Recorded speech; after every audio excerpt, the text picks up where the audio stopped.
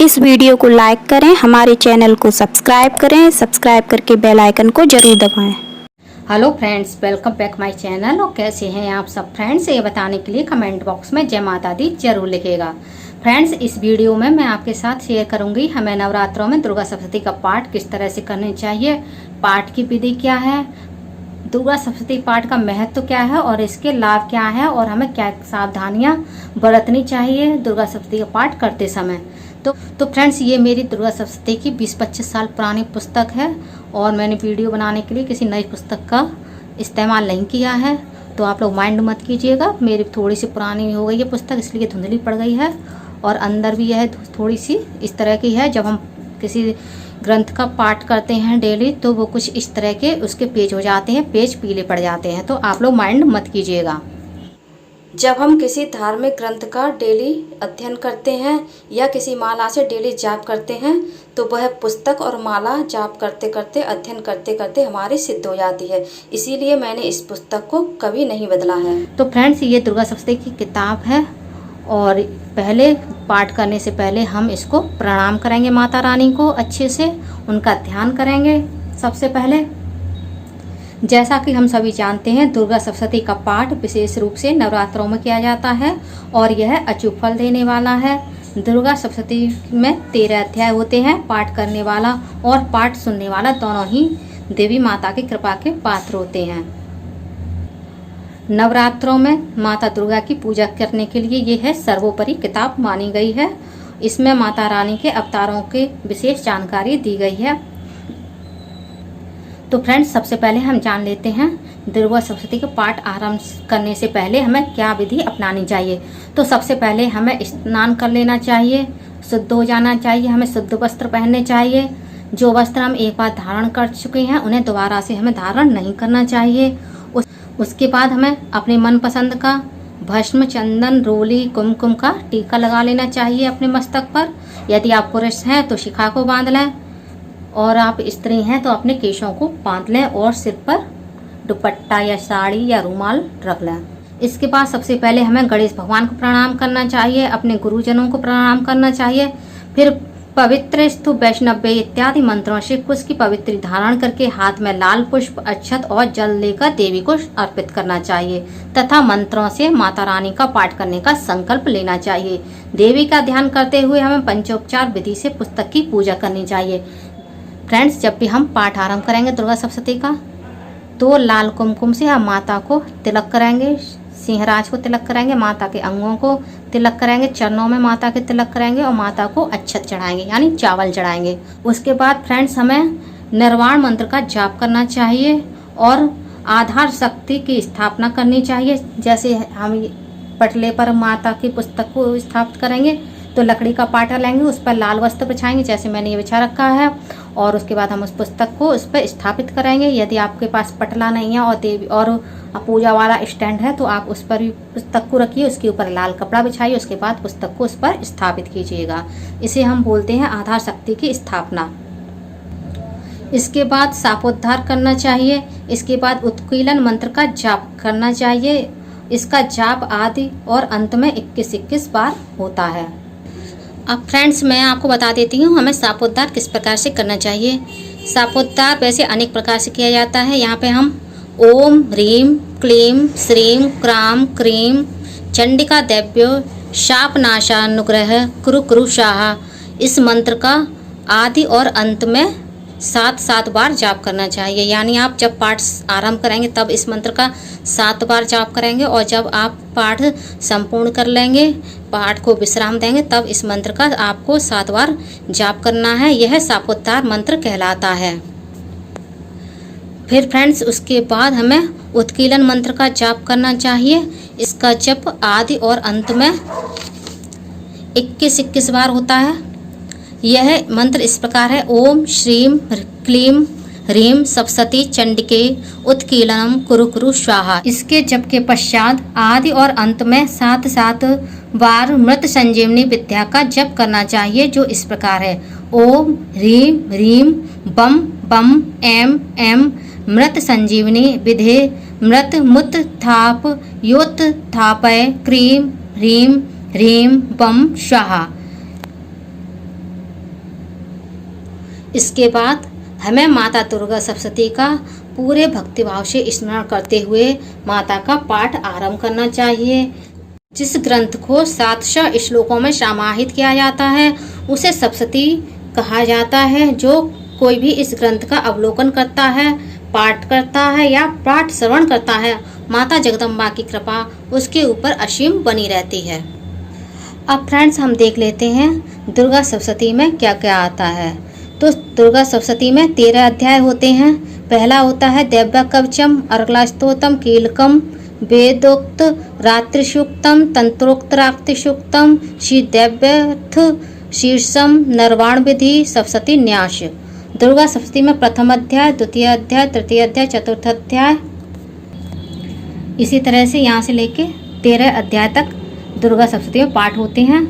13वें अध्याय का पाठ का नाम है सुरत और वैश्य को देवी का वरदान। और प्रथम अध्याय है मेधा ऋषि का राजा सुरत और समाधि को भगवती की महिमा बताते हुए मधुकैटभ वध का प्रसंग सुनाना। फ्रेंड्स, दुर्गा सप्तशती का पाठ बहुत ही लाभदायी फलदायी होता है। जो इस दुर्गा सप्तशती का पाठ करता है उसे धन, यश, कीर्ति की प्राप्ति होती है और पाठ के बहुत सारे महत्वपूर्ण लाभ उसे प्राप्त होते हैं। दुर्गा सप्तशती का पाठ करने से पहले हमें कुछ सावधानियों का ध्यान रखना चाहिए। पहली सावधानी है स्पष्ट उच्चारण होना चाहिए। जो भी हम दुर्गा सप्तशती में पाठ करेंगे वह हमें स्पष्ट शब्दों में करना है। कहीं भी हमें जल्दबाजी नहीं करनी है और कोई गलत उच्चारण नहीं करना है। शुद्धता का बहुत ध्यान रखें। यदि आपका हाथ पैर से गलती से लग जाए तो आप हाथ को धो लें। तीसरा फ्रेंड्स, आप ऐसे आसन का प्रयोग करें जो कुश का बना हो या ऊन का बना हो या फिर कंबल का हो। इसमें आप लाल आसन का भी यूज कर सकते हैं। वस्त्र ऐसे धारण करें जो सिले ना हो। पुरुषों को धोती धारण करनी चाहिए और स्त्रियों को साड़ी धारण करनी चाहिए। इसी प्रकार से जब भी आप पाठ करें तो पूरा ध्यान आपका माता रानी के चरणों में होना चाहिए, माता रानी पर होना चाहिए। आपका ध्यान इधर उधर नहीं भटकना चाहिए। फ्रेंड्स, अब मैं बताती हूँ दुर्गा सप्तशती के पाठ करने की विधि। दुर्गा सप्तशती में 3 चरित्र यानी 3 खंड है। प्रथम चरित्र, मध्यम चरित्र और उत्तर चरित्र।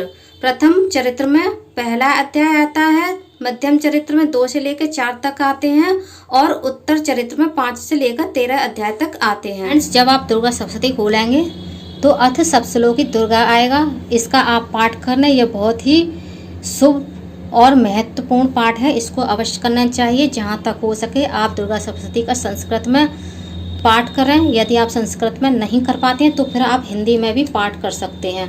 वैसे इसकी संस्कृत कोई ज़्यादा कठिन नहीं है। आप इसको भी आराम से पढ़ेंगे तो इसका भी पाठ कर सकते हैं। इसी तरह से यह है श्री दुर्गाष्टोम शतनाम स्तोत्रम। इसमें माता रानी के 108 नाम दिए हुए हैं। आप इनका भी जाप कर लें, इनका भी पाठ कर लें। पुस्तक में से देखकर ही आपको इनका पाठ करना है। फ्रेंड्स, जब आप पाठ आरंभ करें, आचमन कर लें, करन्यास कर लें, हृदय न्यास कर लें, तब आप पाठ आरंभ करें। सबसे पहले हमें देवी का कवच पढ़ना है। उसके बाद आता है अर्गला स्तोत्र। हमें अर्गला स्तोत्र पढ़ना है उसके बाद, और उसके बाद आएगा कीलक स्तोत्र। यह है अथ कीलकम। तो हमें इसका भी पाठ करना होता है। तो हमें इन तीनों का पाठ करना होगा। एक तो है देवी कवच, अर्गला स्तोत्र और कीलकम स्तोत्र। उसके बाद हमारे अध्याय शुरू हो जाए। देखिए आप, ये है हमारा पहला अध्याय और ये लिखा है प्रथम चरित्र। तो ये हमारा पहला अध्याय प्रथम चरित्र में आता है। तो देखिए फ्रेंड्स, ये है द्वितीय अध्याय, देवताओं के तेज से देवी का प्रादुर्भाव और महिषासुर की सेना का वध। ये आता है हमारा मध्यम चरित्र में। और चौथा अध्याय, इस प्रकार दूसरे से लेकर चौथे अध्याय तक हमारे ये मध्यम चरित्र में आते हैं। ये हो गया तीसरा अध्याय, सेनापतियों सहित महिषासुर की सेना का वध। देखिए फ्रेंड्स, ये है चौथा अध्याय, इंद्रादिक देवताओं द्वारा देवी की स्तुति।